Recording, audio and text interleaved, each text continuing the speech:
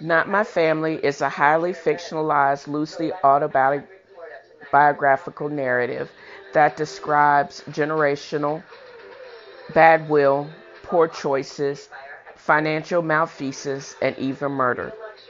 The generational craziness is propagated like a tidal wave, threatening to drown everything in the deluge. Secrets are buried deep in lies, pacts sealed in blood, the truth concealed unto death, just to exert some control. Personally, I hate rubberneckers. It's kind of like, or this book is kind of like rubbernecking. The 30-mile pileup or 30-car pileup on I-75. You want to look away, but you're drawn to the carnage. Join me as the protagonist progresses along self-discovery and she recreates her identity and she discovers how to go home again. Not My Family can be purchased at FeliciaBaxter.com or directly from the author. Just navigate to Facebook, look up Dale's Angels Inc. and click Buy Now for your autographed copy. Now, let's return to the podcast. God of glory, Lord of love, hearts unfold like flowers before thee, healthy as the sun above. Now the clouds of sin and sadness drive our dark down away.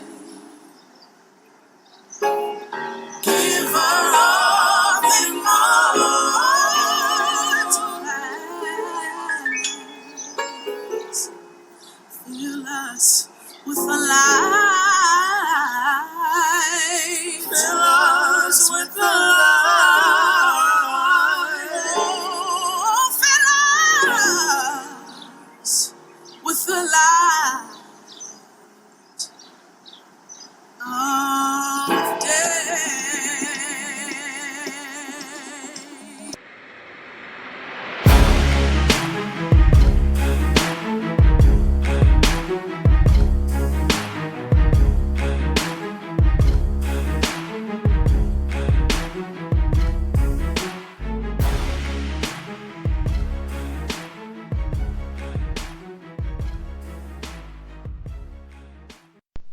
Welcome to another episode of TNFro is Reading. Hi, I'm your host, Felicia Baxter. Well, this week has been very interesting with a hurricane, and I've gotten 2 new writing jobs, and I'm still considering either rewriting or completing the sequel of my book, and I will probably touch on that in that part of the segment of Chatterbooks and my own read.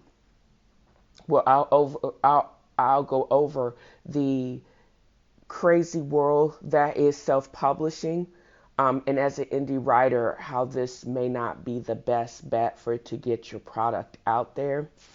I'll also start out with Black excellence and some other things that are just nationally cool. Invites to the barbecue, my take on the 2020 Democratic nomination, who I'm giving the side eye to, but don't believe that everybody needs to be canceled. I will talk about podcast reboot, any highlights of any of the 12 to 13, 14 different podcasts that I actually subscribe to, as well as my Daily Affirmations, which is becoming more and more, which I'm actually pretty proud of. And then the conclusion. Join me as I just trip through entertainment and what interesting things that I've been reading all week. And again, as always, thank you for taking the time to listen.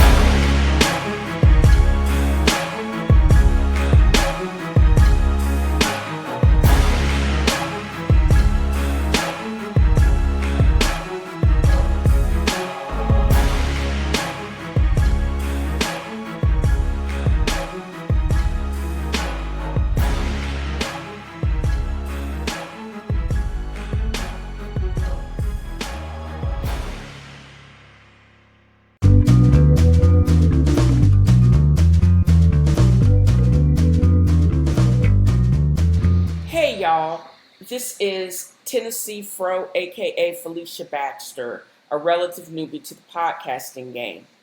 In an attempt to continue to live my best life, it seems as if I always have some type of hustle going on. Traveling Vineyard, India Hicks, writing my book, which is titled Not My Family, dropped last week. All of this comes at a cost. It's not free.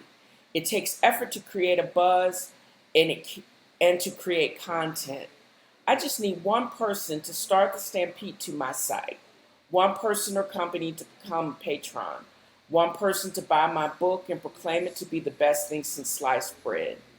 So please navigate to http://patreon.podbean.com/the to donate to my podcast, and also navigate to www.feliciabaxter.com to purchase my book. In advance, if we don't speak, thanks for your support.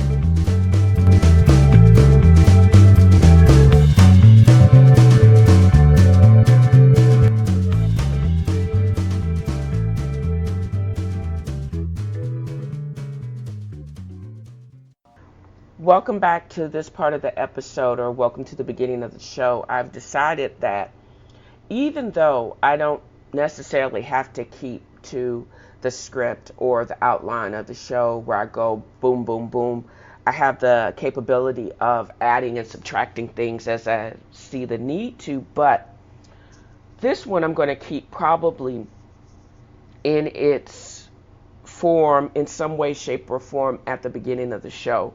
If my focus is going to be on positivity, why not start with positive things?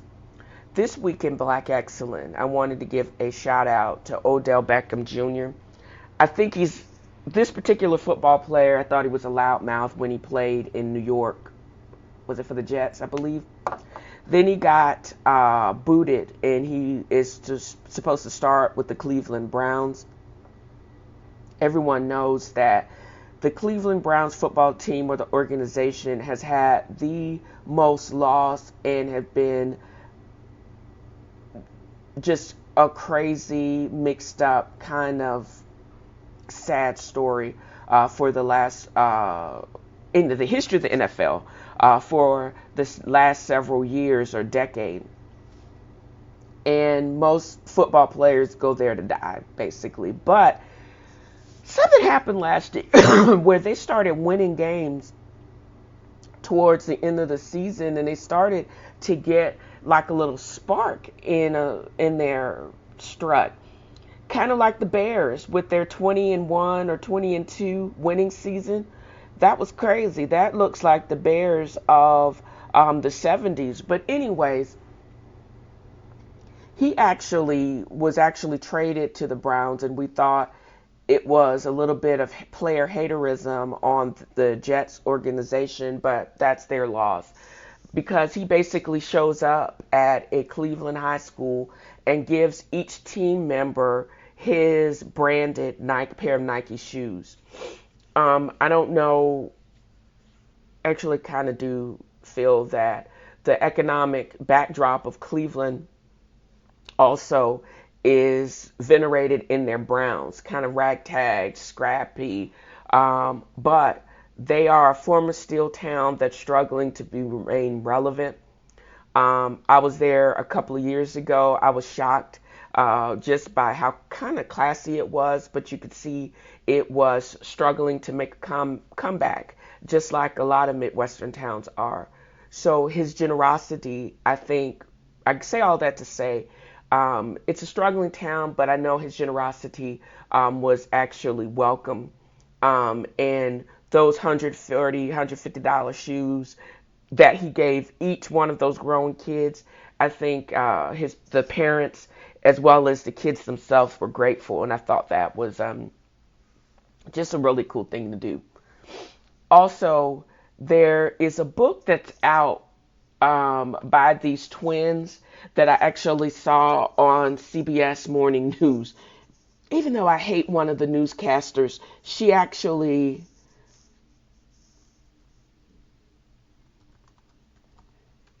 one of the newscasters that was uh,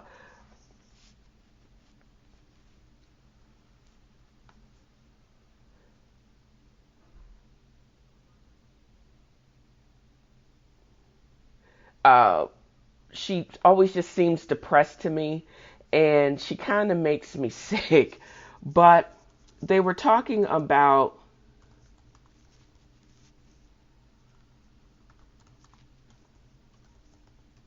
um, just the importance of being a boss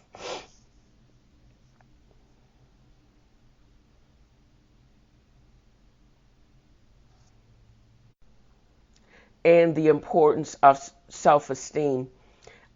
It's by black twins called Antoinette Clark and Trisha Clark Stone, and the entire title is called Double Down, Bet on Yourself and Succeed on Your Terms. I wonder how many pages this book is, because it is priced, and I know I'm crazy, but it is priced very similarly to mine, and it just got released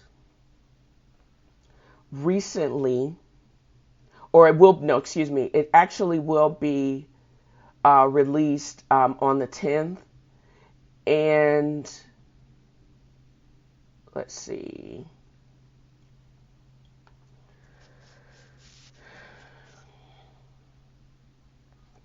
Available in Kindle as well as in hardcover. But I want to see how long is the book, because I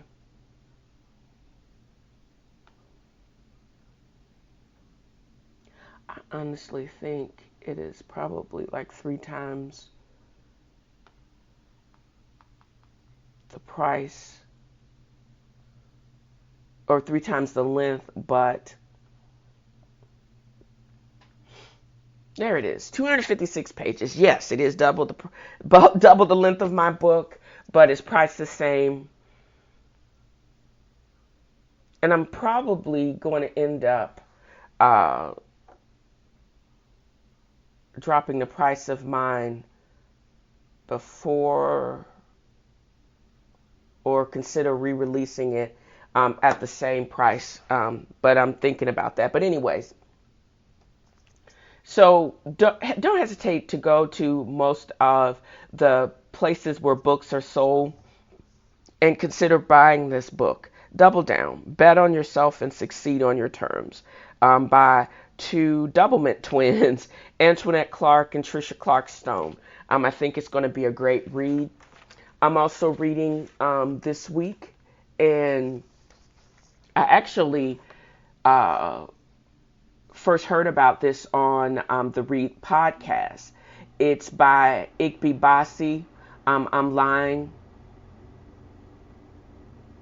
What is this? Because that title is getting on my nerves. But anyways, I'm telling you the truth, but I'm lying. Igby Basi is a Nigerian-born writer, and she's actually known. I believe she may also have her own podcast, or has been a writer for well over a decade. And this is a book about her own beginnings. And she, as well as the host of the Read, have always talked about mental health and mental health issues and how we need to get help. And it's not a stigma, even though people would like it, or people have in our community have made it a stigma, which is a shame, because I think there's a bunch of crazy people walking around that are hurting and that really need help. This book is a part of her healing.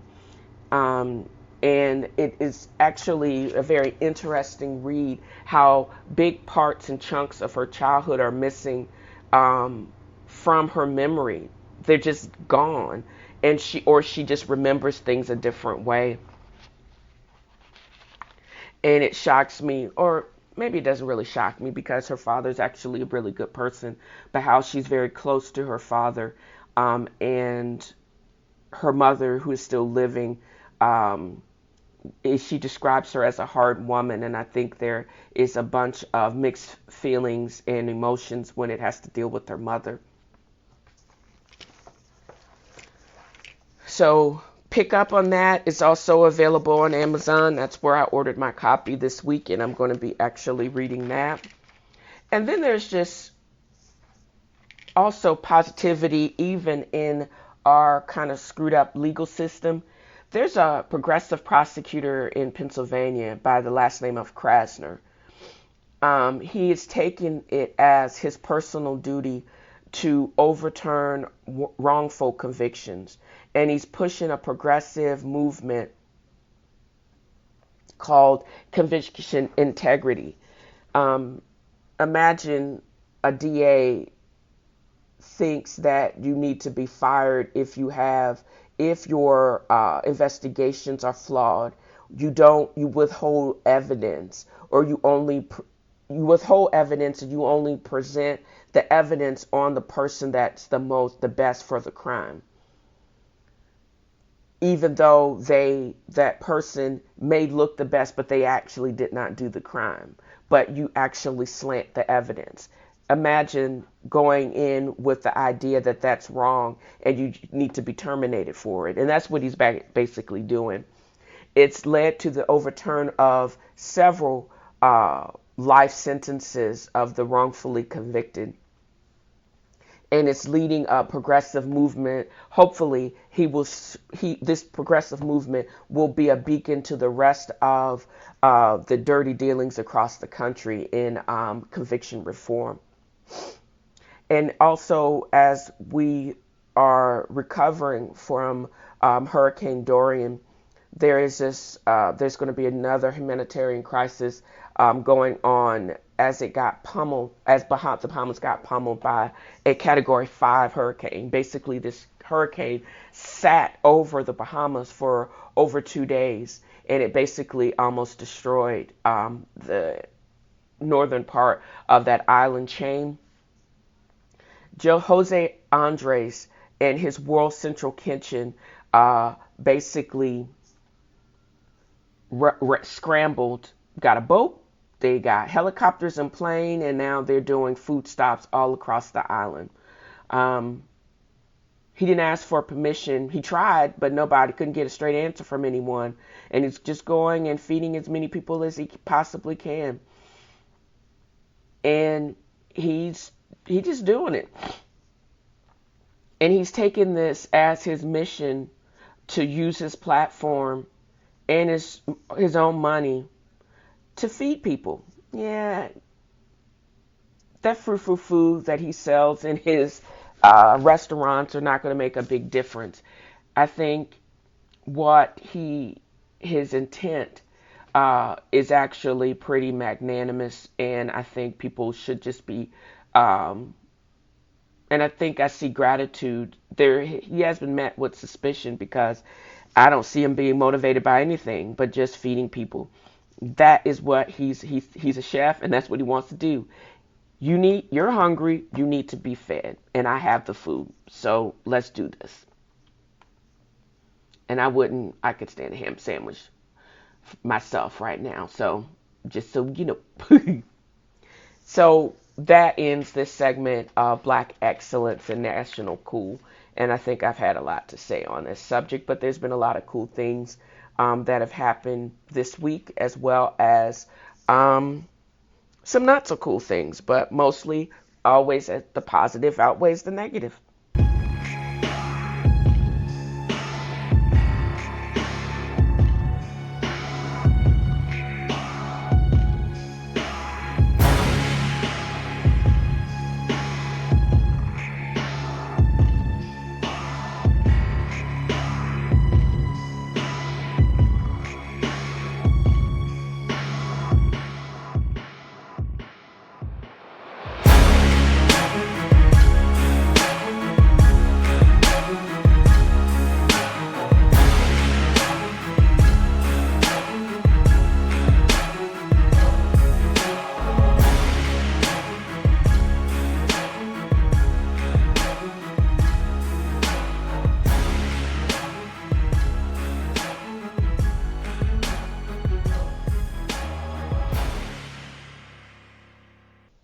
So I like this part of the podcast because I'm truly following the 2020 Democratic um, nominations kind of closely because number one, we're almost through 2019, so they're getting ready to ramp up in earnest. But um, I wanted to make sure that the listeners actually had uh, some idea about what are the top issues for the Democrats. Number one, the makeup of the candidates. Liberals make up a larger share of the party. This is probably one of the most racially and ethnically diverse, um, probably in a very long time. Immigration, same sex marriage, race issues, decreasing health care costs, improving education, protecting the environment. I honestly believe, from a healthcare standpoint, Medicare in its current state will bankrupt us, and it needs to be overhauled. I don't think any one of these fools actually has a way to do that. And the way to do that is not retracting Obamacare. I think there's going to be some necessary enhancements and several other things that's going to make it viable. We all are united in our hatred for Donald Trump. I'm not sure so much if the race and gender or even the color of the nominee impacts our enthusiasm, or it says it shouldn't impact our enthusiasm as a true diehard liberal, but I know it impacts mine. It's really hard to completely and blindly support Joe Biden because he just keeps making these stupid missteps. And I'm finding that I am more in alignment with Kamala Harris, number one, because she's the underdog, and she is not as to the left and cuckoo clock crazy as Elizabeth Warren. And I just completed a straw poll through the Governors Association that I think everyone should actually take a look at. They have as the front runners Biden, my boy Buttigieg, because I love his name, Kamala Harris, who I'm becoming more and more warm to, Sanders and Warren. They're all the top contenders for the Democratic nomination. Now, the other side, this has nothing to do with the Democrats. I've never in my lifetime seen a seated president, those in his party that are coming up that are challenging him in the primary.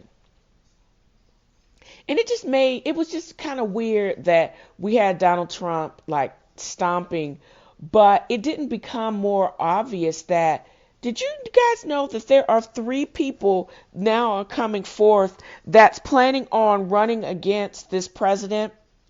I don't think we've seen any of this kind of nonsense since Civil War times, where they don't want to kick him out right now, but there are people that are coming forth that's challenging him that he needs to be removed. Never in the 20th and 21st century have we seen this kind of nonsense. But I am interested in finding out what Mark Sanford, Joe Walsh, and Bill Weld, ex-representatives and former governors of Massachusetts, respectively, all think that they can do to bounce his butt up out of there.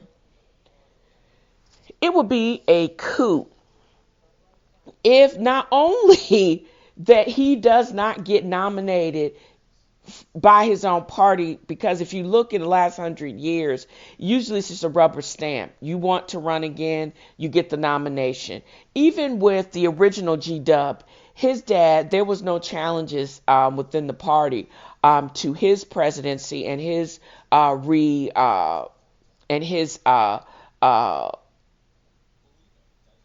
basically they rubber stamped his ability to actually run for president again, even though he greatly lost to my homeboy Bill Clinton. But this is crazy. There are three viable candidates that want to run against him. And I want to see how they think that they're going to do or undo all of the nonsense from the previous 4 years. Immigration is in shambles. Foreign policy is in shambles. Healthcare is in shambles. So I want to see how they are going to right the wrongs of their own party member within the party themselves. And I wish I actually had remembered to include this in my in my podcast Unwoke Chronicles reboot, but I wanted to basically bring up the whole Azealia Banks issue. Azealia Banks is evidently a rapper, and she looks like I think I've actually seen her on like one movie that they say came out about 3 years ago. But evidently this young girl has a reputation of going on social media and going off on people and name calling. Lizzo is another artist that most famously for having an inflatable booty on the VMAs just this past couple of weeks ago. I thought it was actually interesting, kind of in poor taste because it was a big old booty. I didn't think it was hot, but I thought it was bold. And I'm more interested in, I like her music. But this person just unleashed a hater-rated rant on Instagram and called her out for being a millennial mammy. But the question I had that most people have, who the ham sandwich are you? And who elected you to critique anyone? You can't do it by body shaming because it all comes down to player haterism. Lizzo has been in the industry evidently, and I didn't know this until the read. Another podcast basically hit me to her, but she's been in the game for almost a decade, churning out, having what we used to call mixtapes, and actually had a pretty indie following. And now she's hit it big with 2 songs, 3 songs. Now number 1 after Old Town Road, which this Azealia Banks went off on Lil Nas X as he cashed his billions of dollars of checks. But anyways, she's now number 1. You are now hating on her because she was in the grind for so long, and now she's finally, after a freaking decade, has hit number 1 on the Billboard charts, and you still are scrambling and nobody knows who you are. Girl, just go sit down somewhere and take the haterade home. And again, you, just like Antonio Brown, both of y'all just need mental health evaluation and get on Talkspace. Talk to somebody about your issues and why you need to remain relevant by running down another sister. I think it's deplorable and you need to just shut up. But that's the only person I need to get the side eye to, because I think she actually has sincere mental health challenges that need to be addressed. And whoever is repping her or whoever should be her handler, y'all need to talk to this girl, because this type of behavior is just deplorable. But anyways.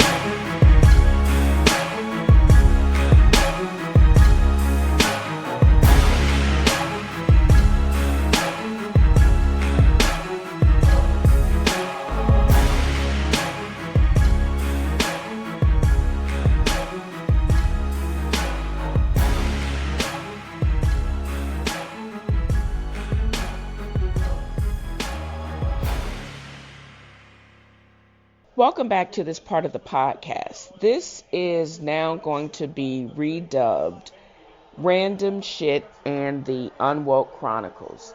Basically, it's a reboot of what everybody else is talking about in their own podcast. Um, and why I get stuff kind of late. And it's because I can't be tuned in and plugged in and turned up at all times. I got to work because I got bills to pay.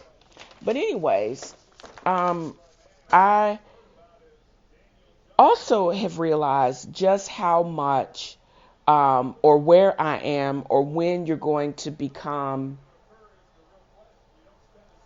inspired, because some of what I'm going to be speaking about, I actually wrote on a receipt for an oil change that was actually in my center console in my truck.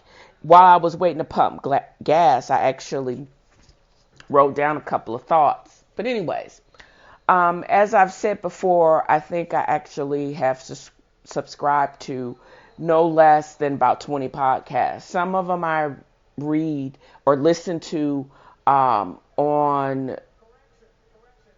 that I listen to most frequently, like the Black Man That Tips and the Read with Kid Fury and Chriselle.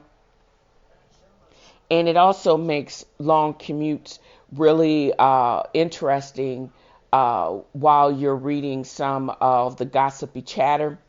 But there were a couple of points that I actually brought up, that I actually pulled out. I don't even think that I even got this from my podcast. I think I actually got this from the actual news. CBS News in the morning with Gail and the two Tonys. I most consistently watch. I have noticed that the younger Tony can be quite dismissive, and I want to throat punch him most of the time. As well as there's a depressing girl with the old school Halle Berry haircut. I don't really like listening to her because she just is depressing, and she has an aura of defeat around her. I don't know. And I think when she is with the younger Tony, he dismisses her, and then you can actually feel that then she gets mad, and then she wanted to diss him, but she's too polite. I don't know. But anyways, I just want Gail back in all of her goofiness, because it actually makes watching the morning news interesting. But anyways, one of the things that they were talking about was how American is retiring the entire MD-80 fleet. For those of you that don't know about or not don't pay attention to flying, the that is just a type of commercial jet that American has flown for evidently decades. And they are basically boxing the last of that particular jet as we speak. And there is a huge place in the desert. I don't know if it's in New Mexico or Arizona, where they just have thousands of these jets. And they even have Elvis's old airplane out there too. And it also led to the discussion of a guy that takes parts of these airplanes. It's called Moto Art of California. There's actually a table that I'm going to actually check out because I think it's just pretty cool. But anyways, the rest of the podcast, these are actually coming from the podcast. And there's two things that they've actually been going in on people. This whole deal with Jay-Z and the NFL, which is apropos because I'm sitting here recording this part of the segment as I'm simultaneously watching the Dallas Cowboys go back and forth with the whiny New York Giants.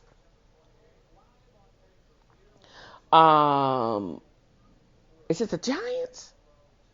And I just realized that I misspoke in my other part of my segment when I actually put Odell Beckham Jr. with the Jets instead of the Giants. He actually is an ex-Giants player that was traded to the Browns in off season. Who knew? But anyways, they are talking about how the Reed was actually talking about how they're not going to support the whole premise about inspired change initiative that has been provoked by Jay-Z and the rest of his comrades, and just how lengthy the lineup for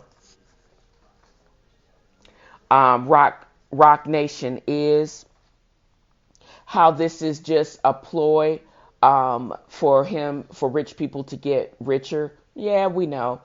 The NFL is a billion-dollar business and Jay-Z is a billionaire. What do you expect? His lineup, what they were reading off, was just massively impressive. He has deep pockets. He can choose to use his platform for the betterment of mankind and making sure people actually are treated better, positive or negative. And he is right. He don't need the NFL, but the NFL does need him. And if he could actually carve out his niche and make a whole bunch of cash, I'm not mad at that brother. And no, I'm not going to cancel him. But what I am going to support is the songs of the season, because I am all about positive change and entertainment. And if you're going to put out a whole bunch of music that is going to entertain me and it's going to make me feel good, of course I'm going to support you. And it's even gravy on top of that because you're black. So to the Reed and the ultra woke followers out there, y'all gonna sit down somewhere and let the rest of us decide who we're going to listen to and what we're going to support, and let that brother continue to make that cash. Just because you don't got a piece in it, just don't hate, because that's not hot. But what I do agree with is the attention being given to Malik Yoba. Malik, you ain't slick. That's what I wanted to tell you. He went off on some initiative and came out supporting transgender people, and he's actually hosting all of these sessions about education and awareness. However, back in the day when he was hot, evidently somebody just came forward to say basically that not only does he have interest in transgender women, because I think I kind of knew that. I think that was the talk. It was also the talk that he could have been bi, or he was actually gay and he was just living on the DL, but evidently he just admitted to being attracted to transgender women, but that in no means that he's gay. But anyways, he came back. It came out that that's not the issue, that he's attracted to transgender women. What the issue is he actually had sexual intercourse with the underage sex worker. She wasn't consenting at that time because she was only 13 when he hooked up with her. I don't know if it's true or not, but what I do know is the interaction took place in New York, and there is no time limit on when you can be prosecuted for endangering minors or sexual abuse. So that is going to be something that I think these gossipy podcasters are going to be following. And I know that I'm going to be following, because there is never any way or any reason to abuse a child, and sexual abuse is abuse. And Malik, you need to be ashamed of yourself. He actually tried to cover up by his admitting to the awareness of being attracted to transgender women, like that was the issue. But the issue was that you actually had sex with the underage kid. Just saying, bro.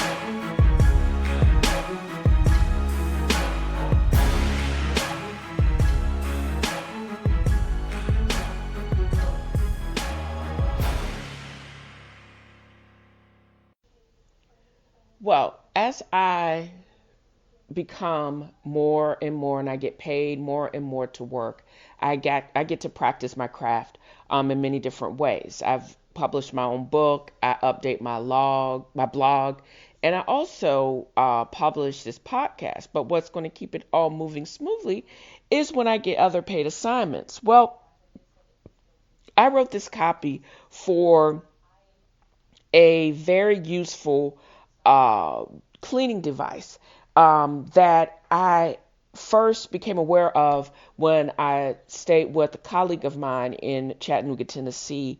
I had no idea that the company or they're manufactured right down the road in Dalton, Georgia, but it's uh, a very perfect addition to any cleaning buff or OCD person. It's called Peachy Clean, and I am going to read you the copy that I wrote because I'm kind of proud of it, and I thought it was actually pretty good. I'm what you could call a self-described scrubaholic, which makes my relationship with the Peachy Clean scrubber a bit eccentric, but that makes sense because a scrubber does have a personality disorder. It looks like a sponge, but kicks butt as a heavy-duty scrubber. The lattice work of the silicone gives it the feel of a sponge and allows it to hold soap and water more readily. It also gives it the durability that keeps it from permanently damaging your ceramic stove tops or scrape that unique non-stick surface on expensive cookware. And when it's paired with the non-abrasive disinfectant, it makes quick work of the soap and scum in your bathroom. And you ever notice that stench emanating from that sponge, like the dust from Pigpen and the Peanuts cartoon? It's the perfume made up of the byproducts of mildew and pathologic bacteria that are having a love fest in the sponge. The bacterial brothel, yes, I stole that from a different writer, raging within those holes and crevices of traditional sponges that make them absorbent are the condos of salmonella, slime-causing, smelly, dangerous organisms. But the Peachy Clean scrubber with that silicone matrix allows it to scrape off burnt food and particles, rinse away pesticides, all without leaving a sticky film. It is one of the best on the market and economical, with benefits of durability with pots and pan scouring, but also soft enough not to scratch up your delicate surfaces or bruise your fruit and vegetables. Repeat cleaning will get you about 2 or 3 months of odor-free, heavy-duty usage. It's so reasonably priced that you'll easily be able to replace it. And literally, it's locally sourced, y'all. It's right down the road from Chattanooga in the state of Georgia. For those of us that require an A-plus health department grade cleaning of our kitchens and bathrooms, this guaranteed odor-free scrubber paired with surface-specific cleaning solutions is the one to beat. So join other scrubberholics as we keep it clean and keep it fresh with Peachy Clean Scrubber. Now, back to the podcast.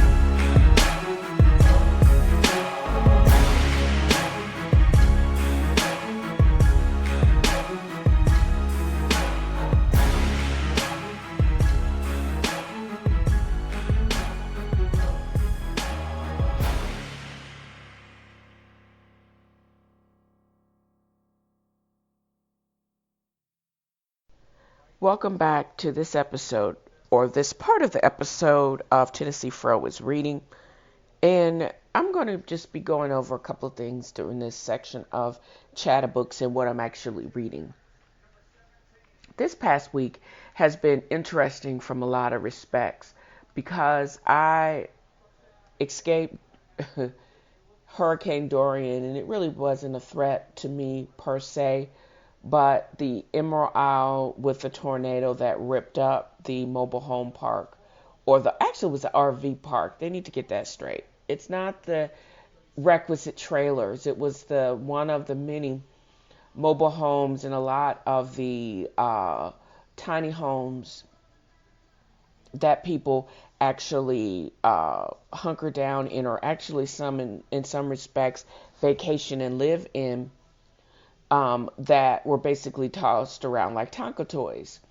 Um, I was in Tennessee for all of last week, which I'm supposed to be there anyway. So it wasn't as if I was escaping or running away from anything like I did from Hurricane Florence. Um, I was just chilling and working like I work every single week.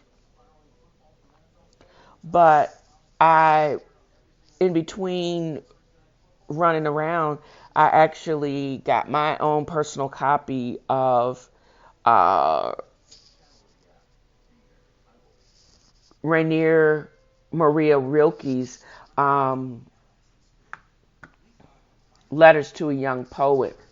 I actually had started reading that a couple of weeks ago, but I was able to complete all 9 or 10 letters this past week, and then start on another book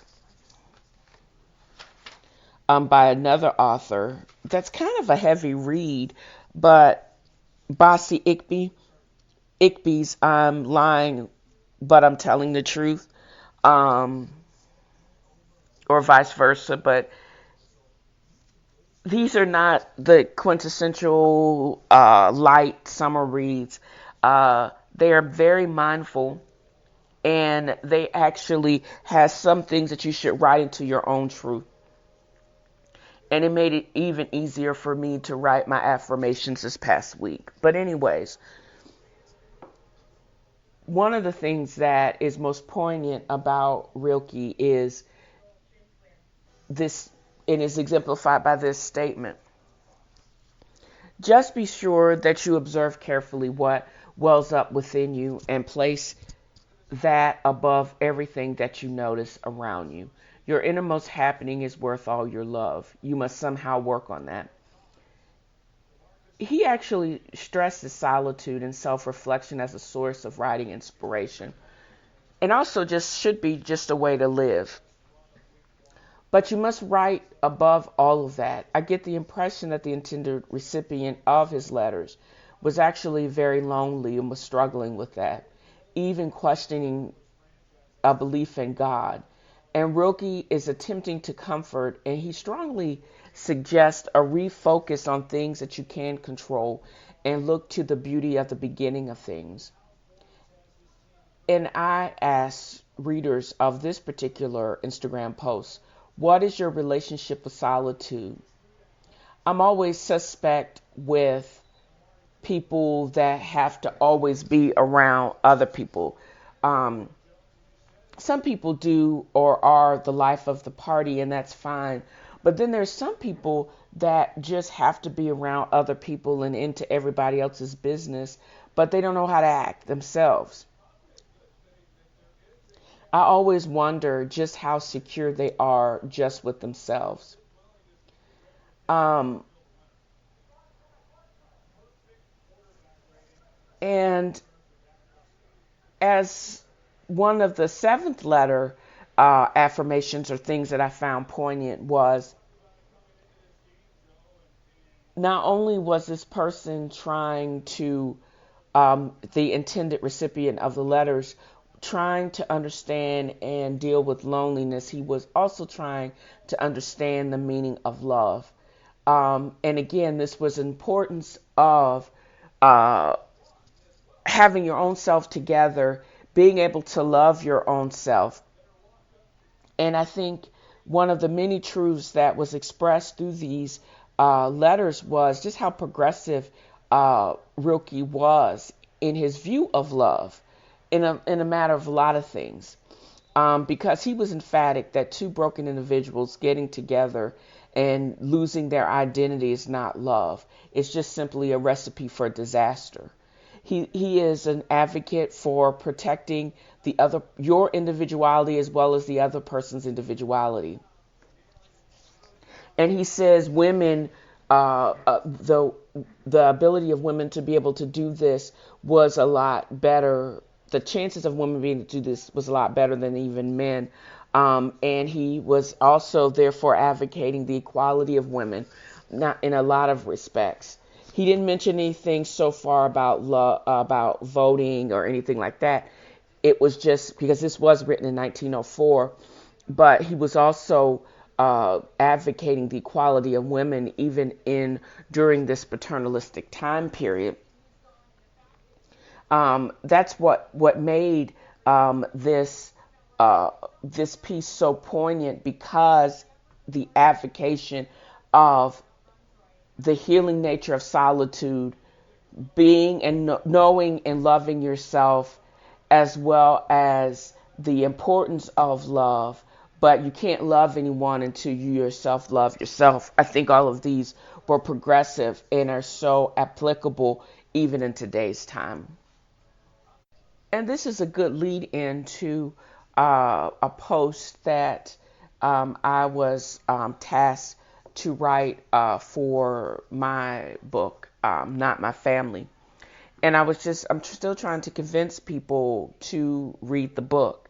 But again, even though I was doing my usual work in Chattanooga, Tennessee, I had the pleasure of picking up a couple of short-term paid contracts through Fiverr.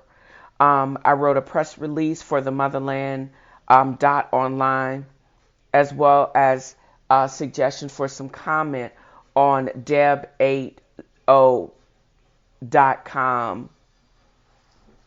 And the reality of getting paid to write continues to floor me, and people actually want to read and want to know what I have to say. So I'm always floored with that. But my book itself, even though the easy part was actually writing the manuscript, this whole publishing and sales and the actual work of the book itself truly starts after you turn in your manuscript.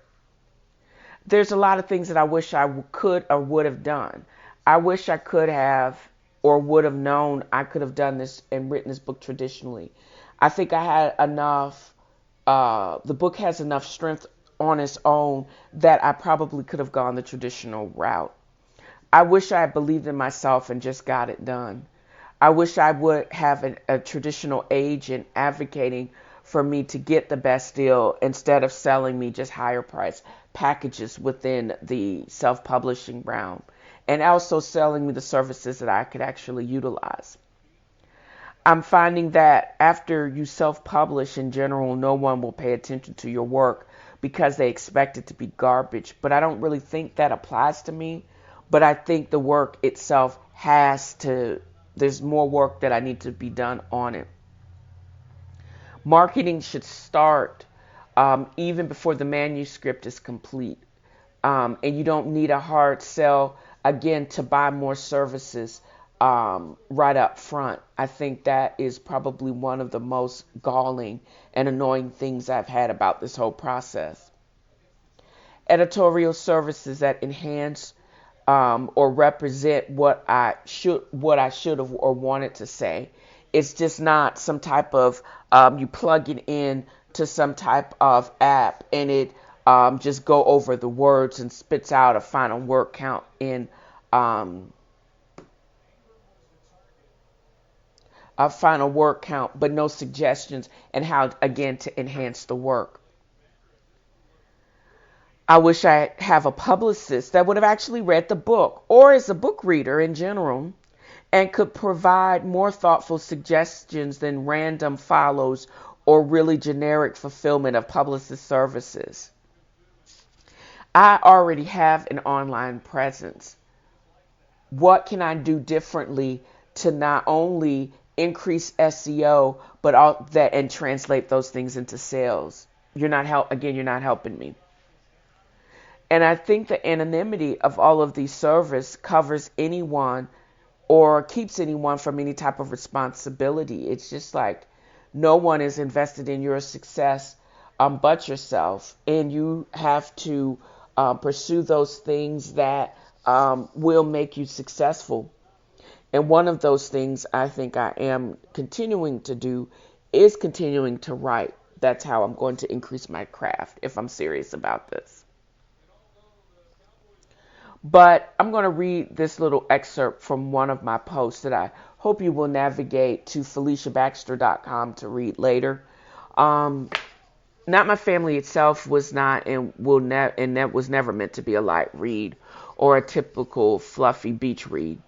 My hope would be that in the short read you would find an attempt to consider alternative actions and feelings not in a vacuum.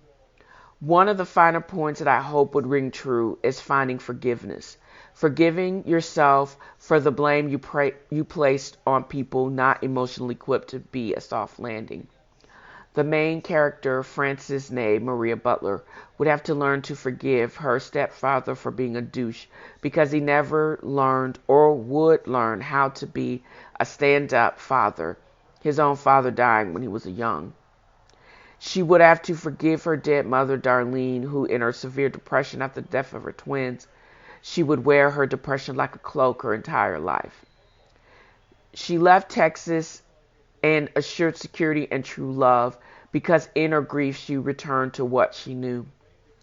Frances would even have to forgive her biologic father, Tony, because he blindly trusted a clearly damaged Darlene and for 40 years never heard from Frances, never questioning the silence.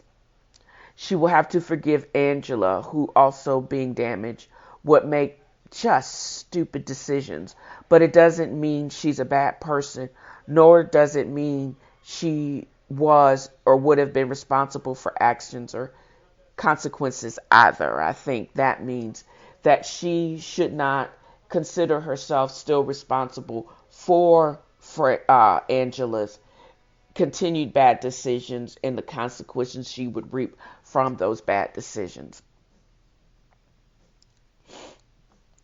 Forgiveness doesn't mean acceptance of poor actions, and it does not authorize a relationship, nor does forgiveness mean you endorse them in any way.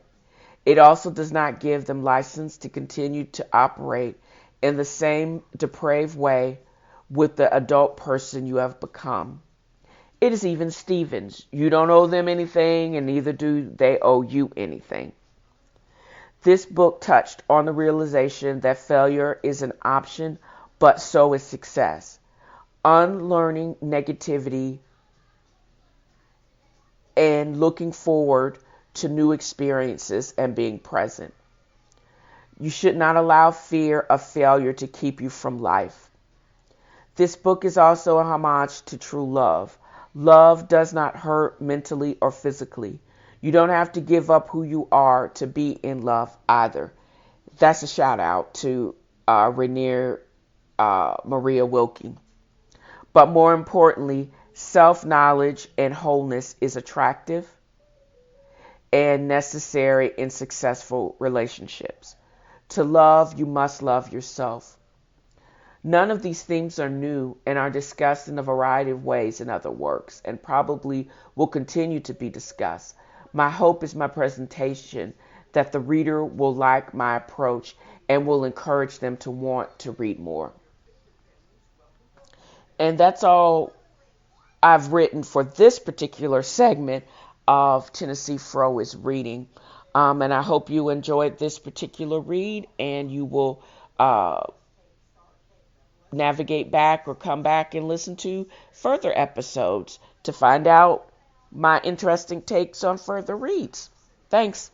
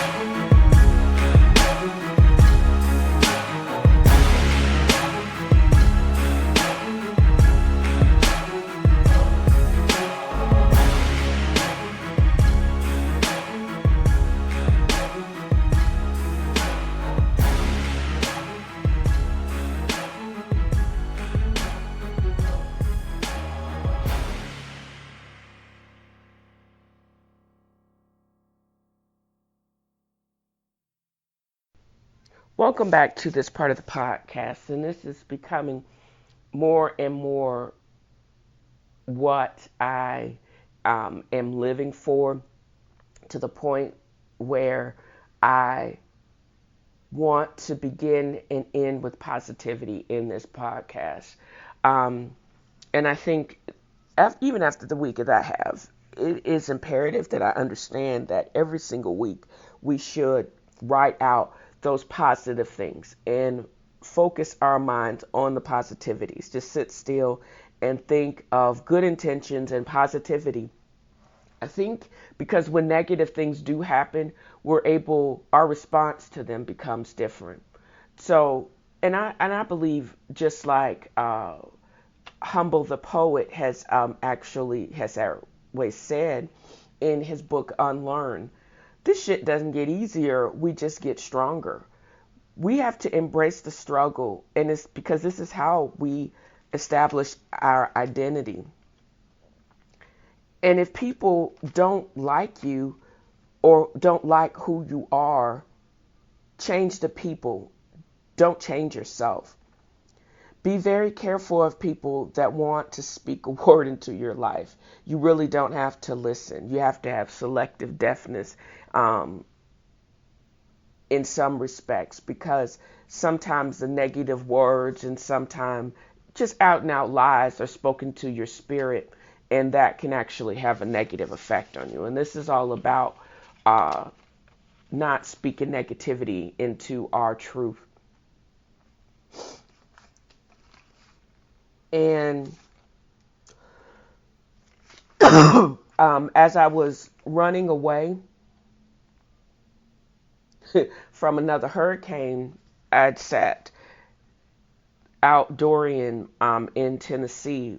This is like this third hurricane that I've actually come to a mountain, put a mountain between myself and a major storm. And it's really kind of crazy what I actually took with me. I took some of my favorite records in a portable record player. I took some books, my computer, and of course my medication. But I looked around and there wasn't a whole bunch that I knew couldn't be replaced or that I would truly miss. Even the pictures of my niece and nephew and family members, because I still have the memories in my mind, but the pictures themselves, even though they were up on a high shelf, I was thinking, it wouldn't kill me if those things got destroyed, because the important thing is I still have the memories and I still have some of the people with me. So that was most important to me. When you're packing to evacuate, you have to really figure out what is the most important thing and what you actually need. And then you realize the futility of it all and how things are just not worth a whole bunch, because you can actually replace all of those things. You become very focused, and you really realize what is the most important things when you have to leave things behind. But always knowing that things can be replaced. My number one priority now is going to be just focusing on still producing quality content, spreading love, inspiring ambition and positivity. That's why I'm so driven to continue to produce the podcast, because I think if I produce a quality product, the support will come. And that's why I'm so excited about my opportunities to be able to post little snippets on a new website or a new app, instead of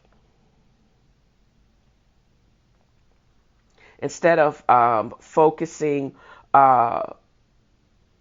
do most of the things that I actually do, posting on Instagram and Facebook, etc.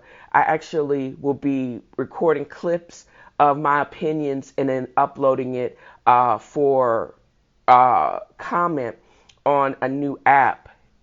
The new app itself is called Deb80. Once the uh, builders or the people that engineers actually get a handle on it and get it actually working, I'm hopeful to be a moderator on that site. It seems like I have some positive and some negative things to say. Nothing trolly, but I see this as a newer platform for commentary in what's going on in today's world. And he actually hit me up again on Fiverr. That site itself is becoming a blessing. I was able to help the Motherland Online write a press release for a new t-shirt line that's getting ready to drop October 1st in celebration of their 3rd anniversary, as well as the Sayings venerating her recently deceased mother. And I'm just having a ball interacting with clients and being able to create written word and actually get paid for it is actually kind of cool. That's why there's so many good things going on in the world, and it's so easy to write my daily affirmation, because every single day, even the grind of my day job, every single day comes with its own blessing, its own challenges, and I'm just looking forward to the newness of it all. And this wraps up another episode of TNFro is Reading. Thank you guys for joining me and listening to me ramble on about the excitement of reading, as well as what I'm writing next. I'm just so grateful for people taking the time to even listen to me. That in itself is a blessing.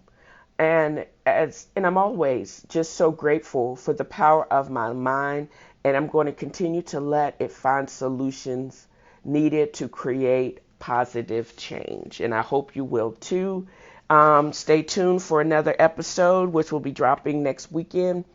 And don't forget, you can drop me a line of comments at TNFroisReading@gmail.com. You can leave a short message on my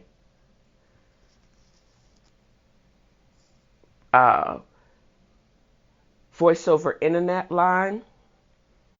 And I really will write this down.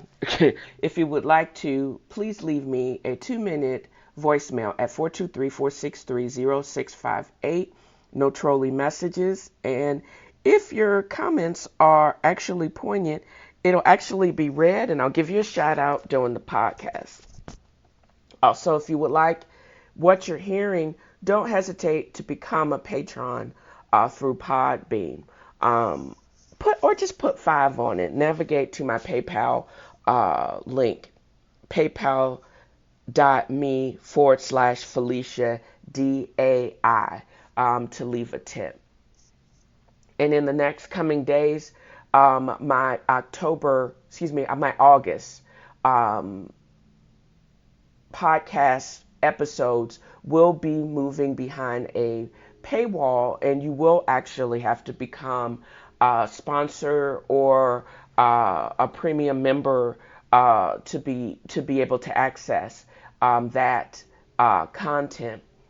So please stop freeloading, because anything worth anything is you're going to have to pay for it. But I'll continue to post. I'll continue to create positive content as long as people continue to listen to it and I find it fun. You guys have a great day and enjoy your week, and I look forward to entertaining you again next week.